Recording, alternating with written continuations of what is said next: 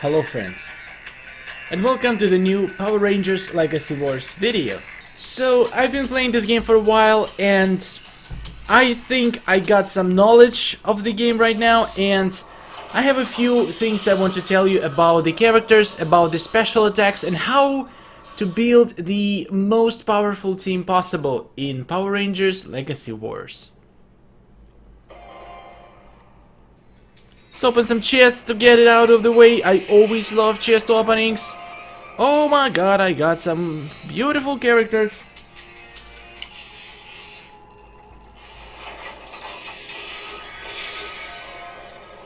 Okay, Jason. I'm not playing Jason, but thank you anyway. So, let's go to the roster and let's talk a little bit about the special attacks. In my opinion, the best special attacks in the game are the combo breakers. Not the shield breakers, but the combo breakers. There are actually three main types of attack in the game: strike, breaker, and combo breaker. So what's the difference? Strike is an average gold yellow attack. As you see, this guy has 3 strike attacks and 1 block breaker attack, which is red one. But there is also third kind that is not displayed, and it's very rare. I know only 2 characters that have this third type of attack. It's called Combo Breaker. And the best character with the Combo Breaker, I think, is this beautiful gentleman. Xandred! I'm sorry if I said it wrong, because I have no idea who he is, because I'm not very well familiar with the Power Rangers. But his attack is blue, and his assistant. So this attack is if you see that your opponent is starting a strike directed on you, you use the combo breaker. It combines the strike and the block. It puts the block basically blocking your attack, and it automatically strikes back. It's amazing, guys. I think these kinds of attack are the most valuable in the game, which makes this beautiful Xandred probably the best assistant character in the game. Well, not the best, because, well, it's hard to argue, but he's the only assistant character with the combo breaker, and I think at least one combo breaker in the team just has to be. There is only one more character in the game that I found to have the combo breaker, and this is this beautiful Billy, the epic leader. And he actually looks like a pretty decent character, so I would love to have this guy on board. And his attack, a release of all the Rangers' inner energy. Why does it sound sexual? In an outward burst that breaks combos. So yeah, blue color on the special attack means combo breaker, and it's very good. Now let's talk about block breakers and the average strikes. There are lots and lots of kinds of these attacks. Uppercuts, projectiles, launch attacks, stunning attacks, so much of them. I just noticed something that I didn't notice before. Look at this. It's an average yellow strike, but in the description it says that it can break combos. So I guess not only blue attacks are combo breakers, some yellow attacks can be combo breakers as well. But the only way to find out is to open each and every special attack and read its description. Well, you have to do it anyway if you're trying to put a guy in your team. So I'm actually thinking about trying this girl out in the battle as a leader. Yeah, I'm gonna do that. She looks very nice. So, block breaker attacks, guys. These attacks, I think you have, in your team, you have to have at least 2 block breaker attacks. If they're cheap, like this, like if it's just 3 power, you may have 3. But I think 2 is a perfect amount, especially if they're expensive. Like, if both of them are 5, I think you shouldn't have more than 2. Let's talk about projectiles. I already expressed my opinion about projectiles in the previous video. I think they're useless, and I would never have a projectile character in my team, because you can dodge projectiles simply by swiping left or right, so you don't even need to have a block, you don't need to interrupt it with another attack.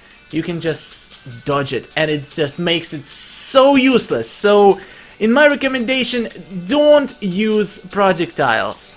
Which means that Kimberly Hart and so many other characters will never find themselves in my teams. Well, at least until they make projectiles more viable. I'm pretty sure they're gonna do it, because right now projectiles just suck.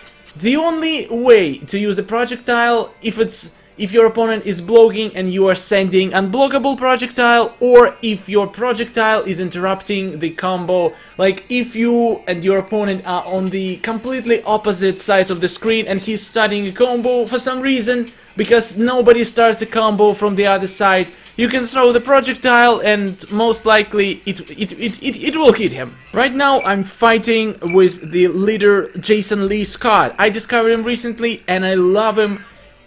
Here are a few reasons why. You have to remember main rule of blocking and using special attacks in this game. You can only queue up a block or attack if you are standing on the ground, which makes this karate kick, even if it doesn't make much damage. First of all, it's super fast. It launches your opponent up, so if you start your combo with the karate kick, your opponent will not be able to block it. Because this is how most of the people use block.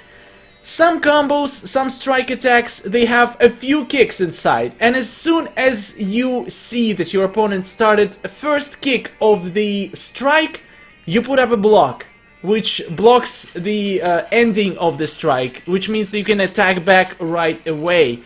But there are some attacks that don't let you block it after the first kick was initiated, and obviously karate kick is one kick that throws your opponent up, and if you follow it with a few more lifting strikes, it means that your opponent will not be able to block even if he has block on board. Same goes for rising power slash.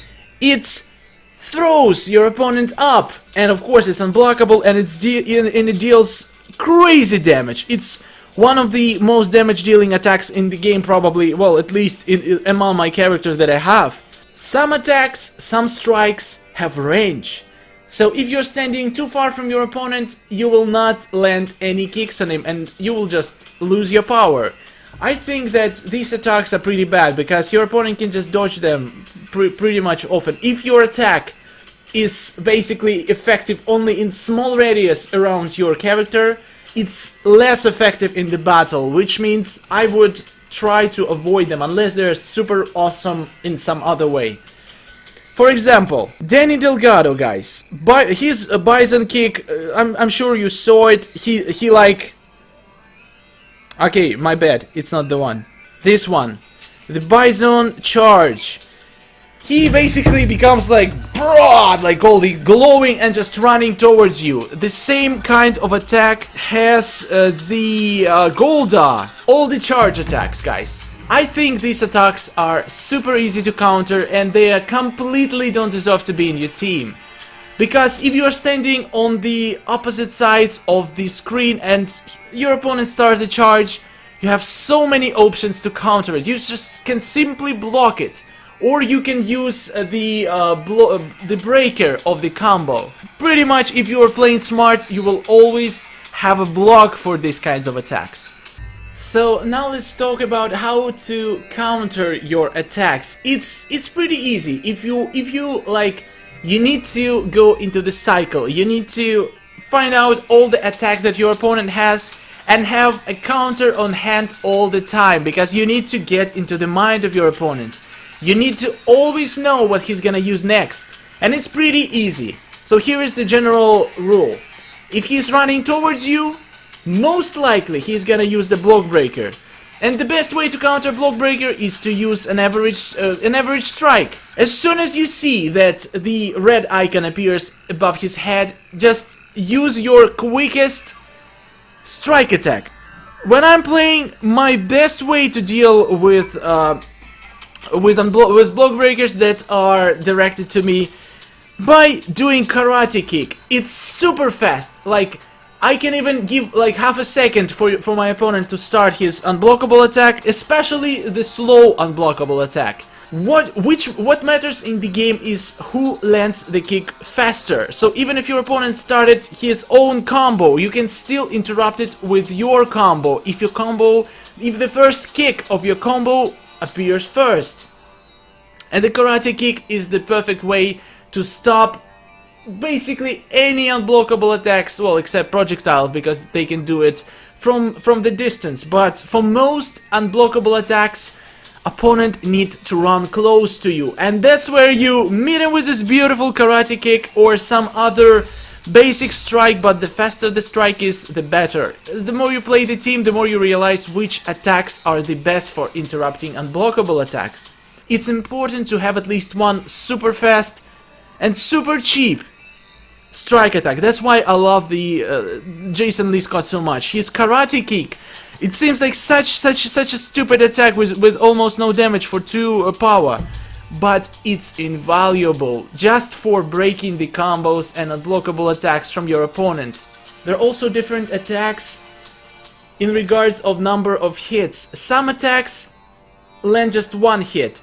Some attacks land a couple of hits, and I would take the 1-hit attacks all the time because it's much harder to counter. As I said before, you just gonna waste your block if you start blocking attack before your opponent. So you need to like read his mind. But if you already see that he started attack, if the attack has multiple hits, if you block even the last one, it still saves you from being knocked out or any negative effect. And if attack has 1 hit, it's extremely low chance that you're gonna block it, because you basically have to go all or nothing, just use the block before your opponent even starts the attack. There is a few exceptions to this rule, of course. For example, the combos that include throwing your opponent up in the air and not letting him hit the ground. That counts as well, because your opponent cannot counter these kinds of attacks, because he needs to touch the ground to be able to use the block. That's why the Black Ranger, I forgot his name, Zack, of course, the 1-2 combo, guys. This combo just cannot be countered with average block. Like, it has 2 hits. First hit is an uppercut that throws him up, and you cannot block the second hit because you are in the air. So this is extremely effective combo, and if I had my beautiful Zack on a higher level than this, I would definitely use him, but unfortunately I didn't. And I have a lot of trouble with Zacks when I face them, because their attack does a lot of damage and it's extremely hard to block.